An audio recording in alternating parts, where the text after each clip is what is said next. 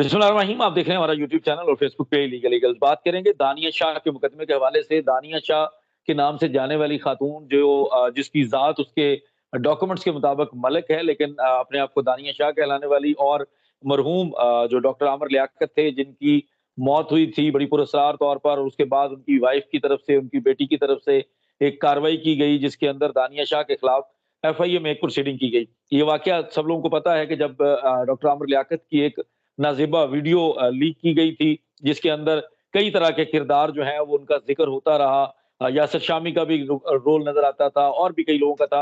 उस दानिया शाह को आज से 2 रोज़ कबल गिरफ्तार किया गया, और गिरफ्तार करने के बाद पहले कल के दिन में पेश किया गया, लेकिन कल के दिन में वो रिमांड नहीं हो सका, और आज के दिन दोबारा कराची की सिटी कोर्ट के अंदर पेश किया गया। शाहिद हुसैन साहब हमारे साथ हैं, जो कराची से कोर्ट रिपोर्टर हैं और हर चीज़ के ऊपर नज़र रखते हैं। शाहिद साहब से पूछेंगे इस मुकदमे के मुतल्लिक कि दानिया शाह के मामले में जो इनकी आज की सारी रिपोर्टिंग रही, और जो आज इन्होंने ऑब्जर्व किया कोर्ट के अंदर, जो कमरा अदालत के अंदर के जो हालात थे, जो मनाज़र थे, और फिर अदालत ने क्या फैसला किया, और उसके अलावा दानिया शाह का किस तरह का जो उसके जेस्चर्स थे, या जो उसका रद्द-ए-अमल था, या जो भी जिस तरीके से वो रिएक्ट कर रही थी इस सारे मामले में, वो किस तरह का था। शाहिद भाई, आपका बहुत शुक्रिया।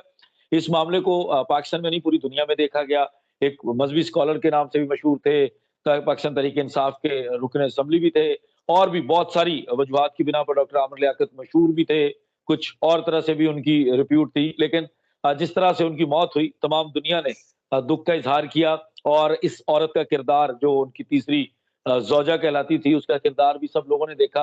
अब बताइएगा कि आज उसको अदालत में पेश किया गया दोबारा, और कल भी आपने रिपोर्ट किया था, कल भी पेश किया गया था। कल से हमें थोड़ा पहले बताइएगा कि कल क्यों नहीं समाअत हो सकी थी, और आज कमरा अदालत के अंदर क्या हुआ?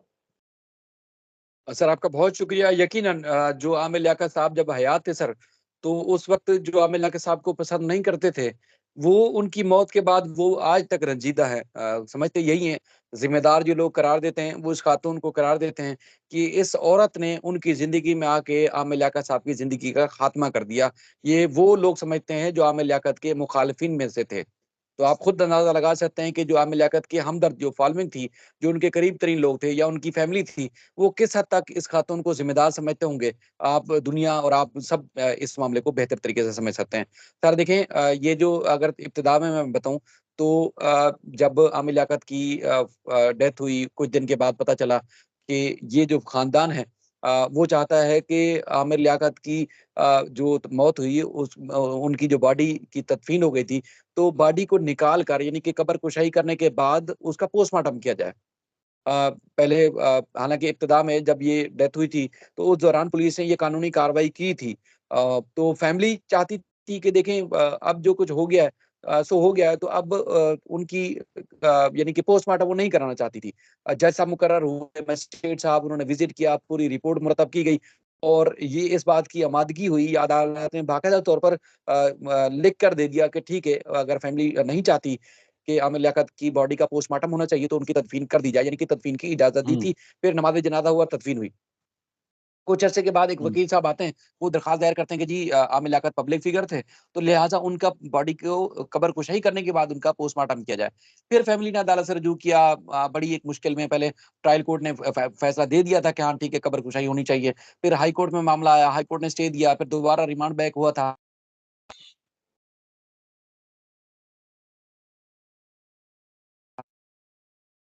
कि मतलब कब्र कुशाई के लिए ये खानदान बड़ा एक्टिव रहा।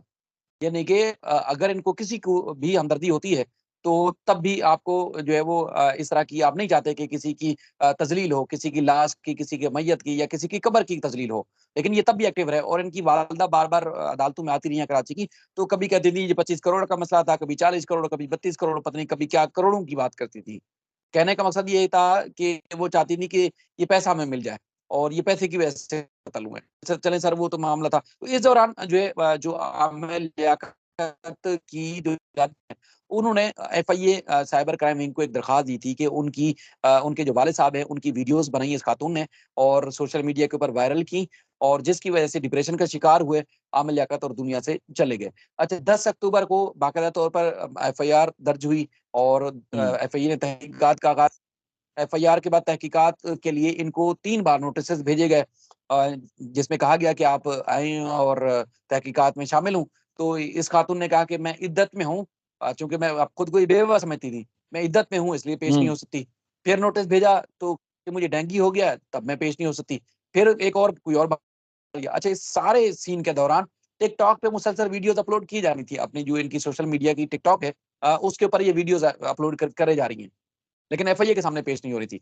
तो इसकी चार्जशीट एफआईए ने जो अबूरी चार्जशीट पेश की, अदालत से वारंट गिरफ्तारी जारी की है, इसको मफरूर करार दिया गया और वारंट जारी होने के बाद फिर एफआईए ने बाकायदा तौर पर लोधरा में कार्रवाई की और परसों 15 तारीख को शाम 7 बजकर 10 मिनट पे इसको लोधरा से गिरफ्तार करके कराची मुंतकिल किया गया। अब कराची जो तरीकाकार होता है सर, वो तो ये होता है कि आप जिस ज़िले से गिरफ्तार करते हैं, उस ज़िले के मजिस्ट्रेट से राहदारी रिमांड हासिल करते हैं कि फलाँ जगह पे ये मुल्ज़िम या मुल्ज़िमा मतलूब हैं, तो वहाँ हमें ले जाना है, तो इतने देर के लिए हमें टाइम दिया जाए, ये नहीं कि राहदारी एक रिमांड दिया जाए। तो मंज़ूर हो जाता है और उसके बाद फिर यहाँ किसी भी मुतल्लका कोर्ट में पेश किया जाता है। लेकिन इन्होंने क्या किया कि वहाँ से उसी दिन लाए और जुम्मे के रोज़ 12 बजकर 50 मिनट पर जो है वो जो साउथ की हमारी मजिस्ट्रेट साहब हैं, उनकी अदालत में लाए। अच्छा, 12 जुम्मे वाले दिन 12:30 बजे का अदालती औकात-कार होते हैं और उसके बाद फिर जज साहब अवेलेबल नहीं होते। तो फिर सिटी कोर्ट की जो पुलिस है, वो उसके सामने इन्होंने जो है वो एक इंटीमेशन नोट करवाई और लेके चले गए। आज फिर अदालत के सामने उन्होंने पेश किया। और अदालत ने इब्तिदाई दलाइल सुने जिसमें ये हदूद इस अदालत की बनती है, यानी कि जुडिशल मजिस्ट्रेट साउथ की अदालत की हदूद बनती है या नहीं बनती इस केस की समाअत के लिए। वो इब्तिदाई तौर पर प्रोसिक्यूशन ने मुद्दई के जो वकील हैं उन्होंने और मुल्ज़िमा जो कि दानिया है उनके वकील ने दलाइल दिए। तो अदालत ने पहले फैसला महफूज़ किया और फिर इस नतीजे पर पहुँची कि जहाँ ये वीडियो रिकॉर्ड हुई, उस हदूद की जो एफआईए की कोर्ट है वहाँ पर इसको पेश किया जाए और जो रिमांड देने की इस्तिदा थी अदालत ने मुस्तरद की और उसके बाद फिर इसको बच्ची को जो मुल्ज़िमा थी, इसको पहले जो वो साउथ जो शर्की की अदालत है, ईस्ट की, और वहाँ पर पेश किया गया, तो वहाँ जज साहब नहीं थे, फिर लिंक जज के पास भी ले गए। तो वहाँ पर जो समाअत हुई उसमें जो पहले दलाइल दिए, प्रोसिक्यूशन ने दिए, फिर मुद्दई ने दिए, मुद्दई के जो वकील हैं उन्होंने दिए, ज़िया अमान साहब, और उसके बाद फिर जो सबसे हुँ। पहली अहलिया थी बुशरा इकबाल साहिबा, उन्होंने दलाइल दिए और उन्होंने रीज़न्स भी बताई बहुत सारी। कि किस तरह उन्होंने तज़हीक की, ह्यूमिलेशन हुई और उसके बाद डिप्रेशन का शिकार हुए और सारे मामले के बाद इसको जो है आमिर लियाकत दुनिया से चले गए।